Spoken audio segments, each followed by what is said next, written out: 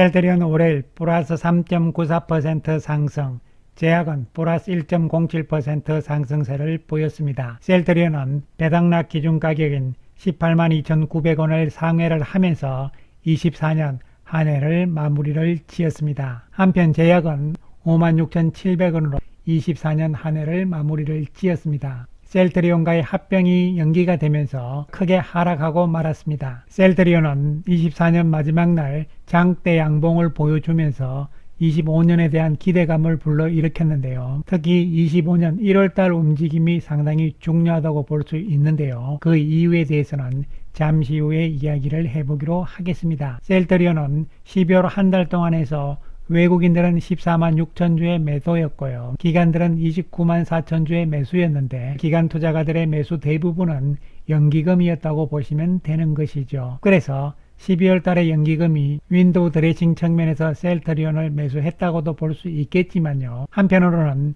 25년 내년에 대한 기대감이 있기 때문에 매수를 했다고도 볼 수 있겠습니다. 따라서 12월 달에 연기금이 매수를 했다 해서 1월 달에 연기금이 바로 매도하는 상황은 별로 나오지 않을 것으로 예상을 해볼 수 있겠습니다. 연기금과 함께 투신권의 움직임 또한 1월 달에는 중요하지 않을까 예상을 해봅니다. 셀트리온의 주가 움직임을 24년 1년치를 이렇게 보시게 되면요. 안타까움을 따름이죠. 연초에 고점을 24만 1,000원을 기록을 했습니다.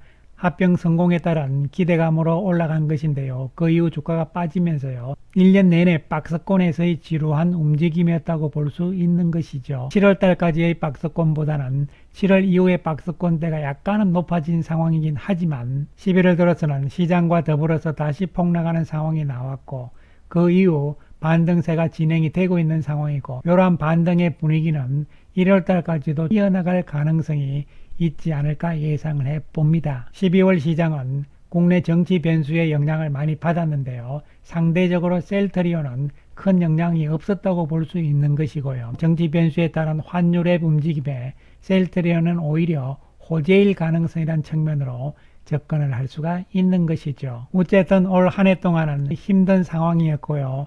여러분들도 고생을 많이 하셨는데요.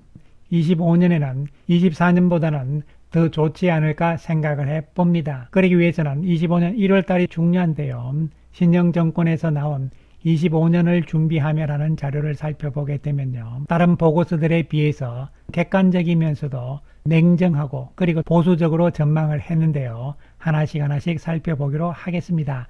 25년 전망 크게 바뀔 것은 없다. 그러나 1월이 변수다. 이런 제목인데요. JP모간 컨퍼런스와 트럼프의 공식 취임이 기점이 될 것이다. 이렇게 이야기를 했습니다. 트럼프 당선이 불러온 두 가지 불확실성인데요. 하나는 보건복지부 장관에 지명된 사람이 제약 바이오 쪽에 부정적인 가능성이 있지 않을까 한 우려심이었죠. 그리고 관세 정책이라고 볼 수 있는데요. 현재 면제 대상인 의약품 관세가 확대될지는 주목을 좀 해봐야 된다는 이야기가 되고요. 특히 트럼프의 헬스케어 관련 정책이 취임 이후에 방향을 자리를 잡아갈 것으로 예상을 하는 것이죠. 그렇기 때문에 추이를 보자는 이야기고요. 그 다음에 JP모간 헬스케어 컨퍼런스와 관련해서도 트럼프 2기에 대해서 과연 글로벌 제약사들이 선제적으로 발표할 경영 방향성이 어떻게 될 것인가 이런 부분들이 1차 바로메타가 될 것이다 이런 이야기죠. 즉 이번 JP모간 헬스케어 컨퍼런스를 통해서 트럼프 2기가 시작이 되잖아요. 여러가지 트럼프의 정책과 관련해서 과연 글로벌 제약사들은 25년에 어떠한 경영 방향을 세울 것인가 이런 부분들이 중요하다고 이야기를 하는 것이죠. 그리고 우량한 CDMO와 R&D 기업에는 여전히 기회가 될 것이다. 특히 신약과 관련해서 미국 유통시장은 녹록지 않다. 처방 확대로 이어지는 PBM 공략이 키다 이렇게 이야기를 했잖아요. 이 부분에 있어서 셀트리온의 짐벤트라는 24년에 일단은 PBM 공략은 거의 다 마무리를 해놓은 상태이긴 하지만요. 25년 들어서 PBM들의 전략이 어떻게 또한 바뀔지 모르는 것이고요. 어쨌든 상황 변화를 봐야 되는데 이 부분도 과연 트럼프 2기에서 PBM에 대해서는 어떠한 정책을 펼칠 것인가 이런 부분들도 살펴볼 필요성이 있기 때문이죠. 그리고 1월 13일부터 16일까지 JP모간 헬스케어 컨퍼런스가 열리는데요. 여기에서 셀트리온은 ADC 쪽에 CTP70과 CTP71에 대한 발표가 있을 것으로 보입니다. 미리 지난번 ADC 학회에서 한번 발표를 했습니다. 이번 JP모간 헬스케어 컨퍼런스에서도 공개를 하면서 좀 더 널리 알린다 이런 측면으로 보시면 되는 것이죠. 그리고 신영정권 자료를 보시게 되면요. 트럼프 정부의 변수에 대해서 세 가지 측면을 다뤘는데요. 속내를 아직 알기 어려운 트럼프 2기의 헬스케어 정책이다. 일단 관세와 관련해서는 국내 기업들은 광일련 없다는 것이죠. 자가면역 질환 치료제, 항암제는 대상이 아니므로 국내 기업의 영향은 제한적이다 이렇게 이야기를 했고요. 그 다음에 중요한 것이 약가 인하 정책입니다. 이것이 유통 시스템과 관련해서 중요한 부분이고 특히 셀트리온에게도 아주 중요한 부분이 되는 것인데요. 트럼프는 약가 인하를 계속적으로 압박할 것으로 전망이 됩니다. 그런데 그 실효성이 과연 있을 것인가 하는 의문도 대두가 된다는 것이죠. 리베이트와 마진이 크게 압박이 된다는 것은 밸류 체인 내에 글로벌 제약사, 유통사, 보험사의 반발에 직면할 가능성이 매우 높게 된다 이렇게 이야기를 했습니다. 업계의 반발이 만만치 않을 것이다 이런 이야기가 되는 것이죠. 따라서 바이오 시밀러 쪽에서도 무조건 약가 인하가 긍정적 요인으로 작용되지 않을 수 있다는 생각도 해야 된다는 것이죠. 왜냐하면 오리지널의 약가가 내려가게 되면 이에 따라서 바이오 시밀러 쪽의 약가도 같이 내려야 되기 때문에 그런 것이죠. 그래서 미국 내 의약품을 유통하는 국내 기업은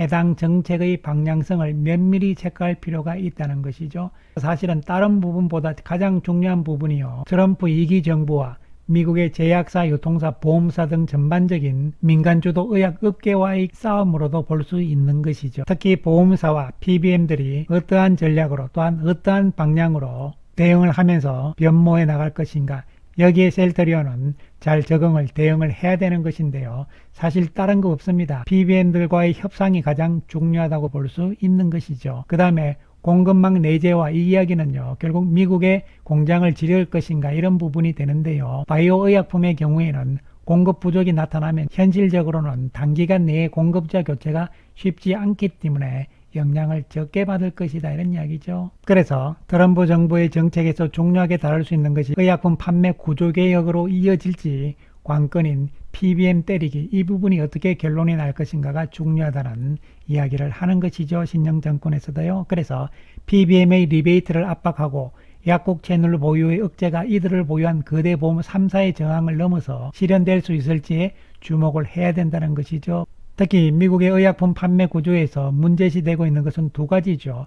리베이트 개념하고 약국 채널을 독점적으로 가지고 있다. 이런 부분들인데요. 그런데 과연 3개 거대 보험사들이 이 두 개를 다 포기할 수 있을 것이냐 이런 부분인데요. 일단 PBM의 리베이트와 관련해서는 다른 방향을 이미 잡고 있는 것이죠. 그리고 약국 체인을 완전 분리 매각을 해야 된다는 이러한 정책과 관련해서는 아직은 계속 협상이 이루어질 것으로 보이는 것이죠. 따라서 당장 셀트리온에게 영향이 오는 것은 PBM들의 전략이라고 보시면 되는 것이죠. 그래서 신영정권에서 정리를 하길요. 바이오 시밀러 쪽에서 핵심은 오리지널 약가 인하 시 연동되어 약가 인하가 불가피하기 때문에 긍정적이지만은 않다는 이야기죠. 그 다음에 두 번째로 약가 리베이트 동시 억제 시에는 유통사 즉 보험사의 프라이빗 라벨 유통 채널 확대로 인해서 독점 계약 구도로 재편될 가능성이다. 그렇게 됐을 때는 부익부 빈익빈 시장이 예상이 되기 때문에 이것이 가장 핵심적인 부분이죠. 만약에 PBM 쪽이 리베이트 말고 수익을 공유하는 PL, 프라이빗 라벨 전략으로 가버리게 되면요. 독점 구도가 되는 것이죠. 그러면은 여기에 포함되는 제약사들은 돈을 벌고 그렇지 않은 쪽은 아예 못 본다는 것이죠. 그런데 실제적으로 이 현상은 이미 나타나고 있는 것이 사실이죠. 바로 휴미라 쪽에서 그런 현상이 나타나고 있잖아요. 실제적으로 부익부 빈익빈 현상이요. 즉 다시 말씀드리면 자체 상표 PL을 붙인 제품들은 시장 점유율이 크게 높아지고 있는 상황이죠. 하이리모즈 이것은 산도스하고 BBM 1위 업체 즉 CVS 보험하고 수익을 나눠 갖는 PL 자체 상표 코바디스를 붙인 것이잖아요. 그래서 산도스는 지금 시장 점유율이 크게 올라가고 있는 반면에 셀트리온을 포함해서 다른 쪽은 보시면 아시겠지만요. 1%도 안 된다는 것이죠. 이미 PL 상표를 붙이느냐 안 붙이느냐에 따라서 부익부 빈익빈이 현격하게 나타나고 있는 것이죠. 그래서 셀트리온 입장에서는요. 25년에 더욱더 중요하잖아요. 5개 제품이 출시가 되는데 PBM 등재와 더불어서 또 하나 더 바로 자체 상표 PL을 붙여야 된다는 것이죠. 그렇지 않으면 부익부, 빈익빈이 나타나기 때문에 힘들어진다는 것이죠. 뿐만 아니라 진펜트라 역시 리베이트 때문에 말이 많게 되면요, 신약이면서 독점 지위에 있지만 PBM 쪽에서 PL 전략으로 가자, 자체 상표로 가자 이렇게 요구를 하게 되면 그것을 받아들일 수밖에 없는 것이죠. 자체 상표 PL 전략으로 갔을 때는 수익이 조금 줄어들 수도 있습니다. 셀트리온 입장에서는요. 하지만 부익부 빈익빈으로 가기 때문에요, 박리 담의 개념으로 가야 된다는 것이죠. 그렇기 때문에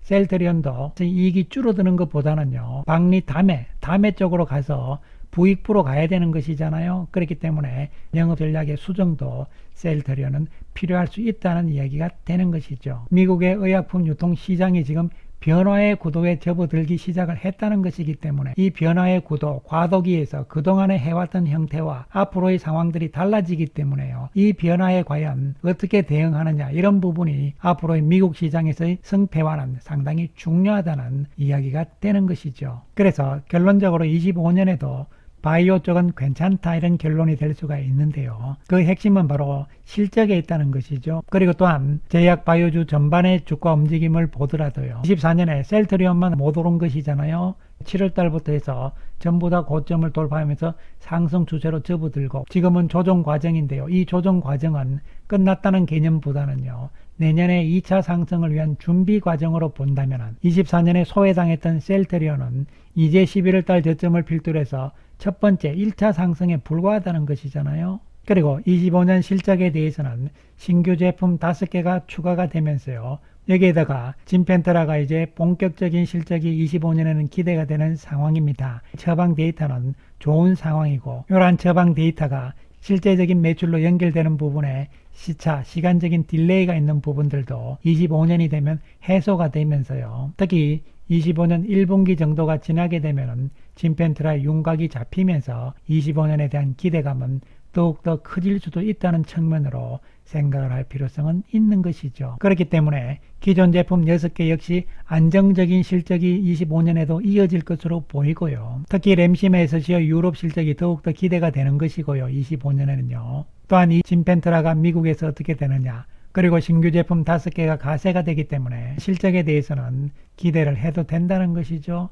25년 실적에 대해서 현재 시장에서는 4조 4,900억을 보고 있습니다. 중요한 것은 영업이익이 중요하다고 말씀을 드립니다. 즉 합병 이전 셀트리온의 영업이익에서 5년에는 2배 이상의 영업이익이 나온다면 주가 역시 당연히 반영이 돼야 되는 것이죠. 매출액도 중요하지만 그보다 더 중요한 것은 이익 구조거든요. 이익에서도 영업이익의 큰 증가세는 주가에 반영이 된다는 것이죠. 한편으로 보게 되면요, 올해 24년에는 매출액은 증가했지만 영업이익 증가가 없는 상황이잖아요. 그렇기 때문에 주가가 박스권에서 헤맬 수밖에 없었다고 평가를 할 수도 있는 것이죠. 하지만 25년에는 다르다는 것이죠. 뭐가? 영업이익 측면에서 큰 폭의 증가가 예상이 된다. 그렇기 때문에 EPS 역시 2배 이상의 증가가 나타나는 것이고요. 또한 퍼가 크게 낮아지기 때문에요, 퍼가 낮아진다는 이야기는 주가의 상승 가능성을 이야기를 하는 것이죠. 그렇기 때문에 25년에는 실적이 되기 때문에요, 가장 중요한 펀더멘탈이잖아요. 주가 역시 기대를 하자는 말씀을 계속 드리는 것이죠. 또한 주가 역시 시장의 컨센서스 가격인 25만원대는 목표로 삼아야 되는 것이죠. 이것이 1차 상승이 되는 것이고, 또한 진펜트라의 낮아진 기대치가 오히려 높아진 기대치로 바뀌게 된다면 주가의 탄력성은 더욱더 나올 수가 있는 것이죠. 왜? 진펜트라의 매출액이 커지면 커질수록 마진율이 높기 때문에 영업이익이 더욱더 커지는 것이죠. 영업이익이 더욱더 커지게 되면 EPS가 높아지면서 퍼는 낮아지기 때문에 주가는 더욱더 상승할 수 있다는 측면으로 생각을 할 수 있는 것이죠. 따라서 1월달 셀트리온의 움직임이 상당히 중요하다, 이렇게 볼 수 있고요. 25년 1년 전체적으로도 긍정적인 주가 움직임을 미리 기대감은 가져볼 수가 있는 것이죠. 물론 앞으로 주가에 대해서는 아무도 모르는 것이 사실이긴 합니다만요. 어쨌든 24년 올 한 해는 여러분 고생 많이 하셨고요. 25년 내년에는 최소한 24년 올해보다는 좋은 모습이 나오지 않을까 다시 한번 기대를 해 보겠습니다. 감사합니다.